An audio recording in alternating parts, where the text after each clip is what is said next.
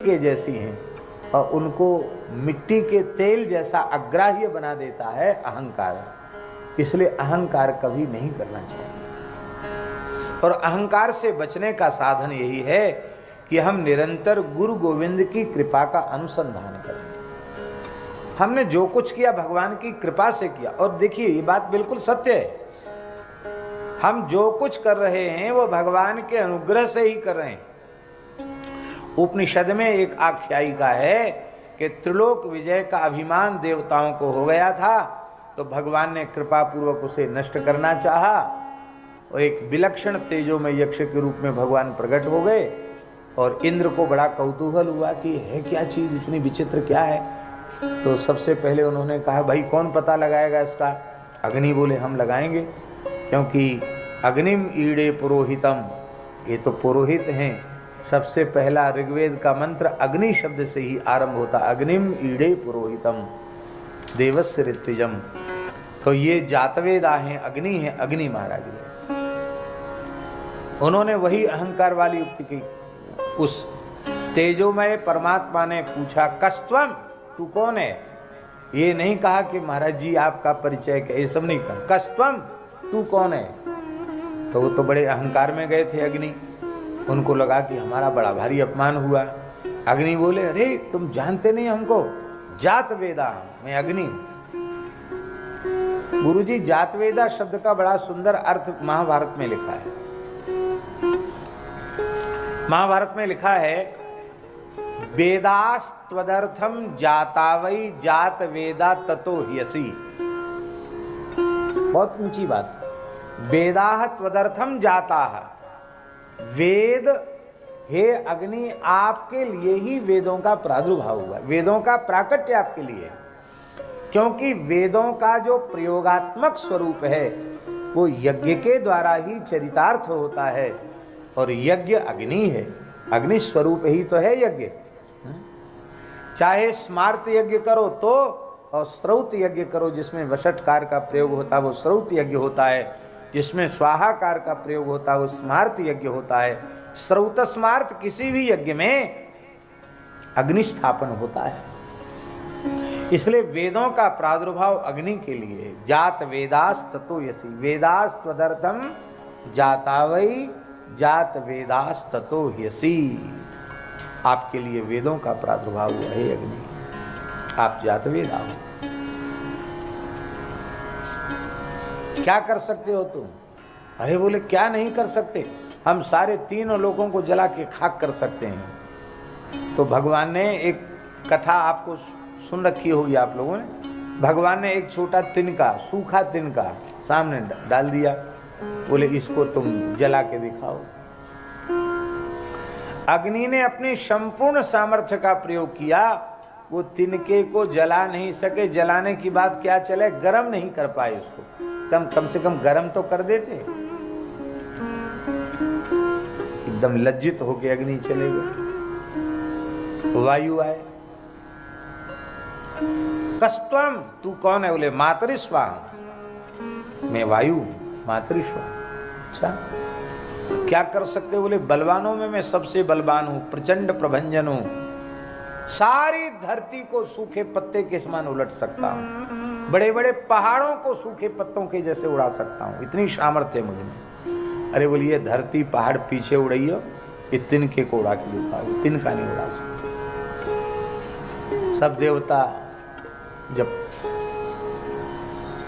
समझ न सके उस विलक्षण तत्व की महिमा को और वे निराश होकर आ गए, तो इंद्र गए तो वह विलुप्त हो गया, अंतर्धान हो गया, तिरोहित हो गए। क्यों कि इंद्र को ज्यादा अहंकार था त्रिलोक विजय का, तो इंद्र के अहंकार को चूर करने के लिए वो अंतर्धान हुए कि जिनको तुमने भेजा उनको तो हमने बात करने लायक भी समझा, जो कुछ हुआ मेरी कृपा से हुआ, उसको तुमने अपनी स्वतंत्र उपलब्धि मान लिया, तो तुम्हारे जैसा अपराधी तो बातचीत करने लायक भी नहीं।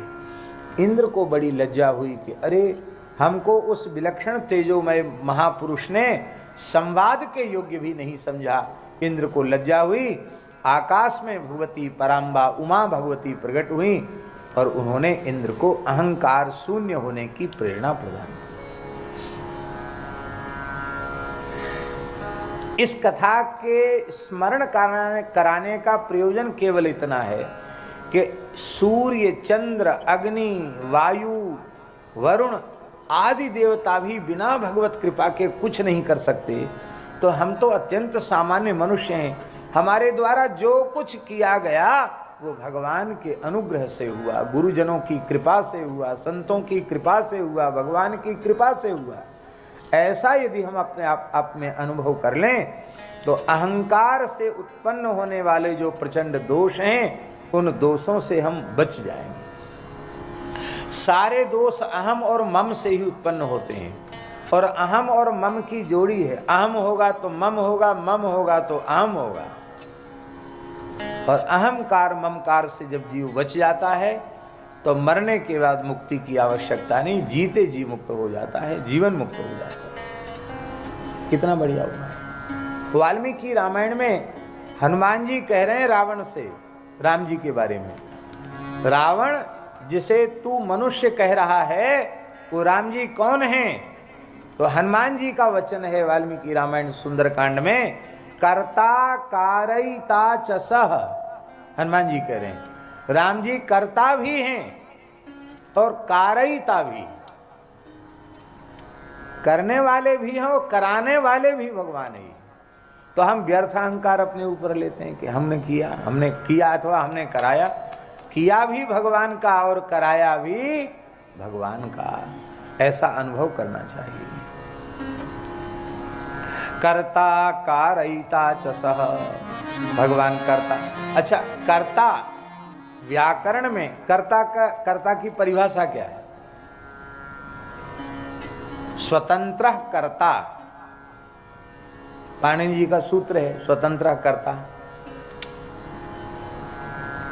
अब ये स्वतंत्र जो शब्द है इसका अर्थ भगवान को छोड़कर और कहां घटित होगा? सर्वतंत्र स्वतंत्र केवल एक भगवान है।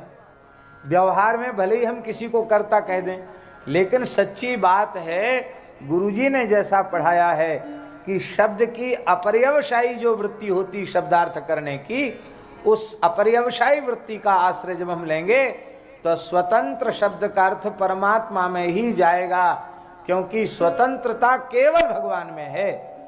मद भयात वाति वातो सूर्यस्तपति मद भयात वर्षतीन्द्रो दहत्यग्नि मृत्युश्चरति मद भयात। सब कुछ भगवान के द्वारा हो रहा है। अब एक प्रश्न है कि जब कर्ता भगवान है और कारयिता भगवान है तो हमको फिर स्वर्ग नरक आदि क्यों भोगने पड़ते हैं? कोई पूछ सकता है ये बात? भाई जिसने किया अथवा जिसने कराया वही भोगे, करने वाले को कराने वाले को दोष लगे, हम तो कुछ है ही नहीं। अच्छा काम हो तो स्वर्ग भी परमात्मा ही भोगे और कुछ अनुचित कार्य हो जाए तो नरक भी परमात्मा ही भोगे। जीव को स्वर्ग नरकादि का सुख दुख क्यों भोगना पड़ता है? बड़ा जटिल प्रश्न है ये, और इसकी आड़ में लोग बहुत ऊटपटांग काम करते हैं। लोग कहते हैं अरे ये सब करने कराने वाले भगवान है, भगवान की इच्छा से कर दिया। ऐसा भी लोग कह देते हैं करने वाले लोग। पत्ता भी बिना भगवान की इच्छा के नहीं हिलता, तो जो कुछ हुआ भगवान की इच्छा से हो गया। इसमें भी क्या है विशेषता भैया जी? अच्छा काम तो हमारे द्वारा हो गया, हमारी इच्छा से हो गया, और कुछ गड़बड़ हो गया तो भगवान की इच्छा से हो गया। तो ये भेद क्यों रखते हो कि अच्छा तो हमने किया और जो अनुचित हो गया वो भगवान की इच्छा से हो गया? ऐसा क्यों सोचते हो? सच्ची बात यह है कि जिस क्षण जीव हृदय से यह स्वीकार कर लेगा कि भगवान कर्ता भी हैं और कारयिता भी हैं, उसी समय वह पुण्य पाप की जंजीर से मुक्त हो जाए। फिर वह भगवान के हाथ का खिलौना बन जाएगा, भगवान के हाथ का उपकरण बन जाएगा। फिर भगवान ही उसके शरीर के द्वारा कार्य करेंगे वह व्यक्ति कार्य करने वाला नहीं होगा। महापुरुषों के द्वारा भगवान ही काम करते हैं, भगवान का उपकरण बन जाते हैं महापुरुष, और भगवान उनके द्वारा बड़े बड़े कार्य कर देते हैं, वो पुण्य पाप के बंधन में नहीं रहते। इस प्रकार का जैसे विश्वास है कि भगवान कर्ता भी हैं और कारयिता भी हैं, ऐसा विश्वास जिस भाग्यशाली जीव को हो जाता है, निषिद्ध आचरण जागृत की तो चले क्या, स्वप्न में भी उसके द्वारा निषिद्ध आचरण नहीं होगा। ये पहचान है उसकी।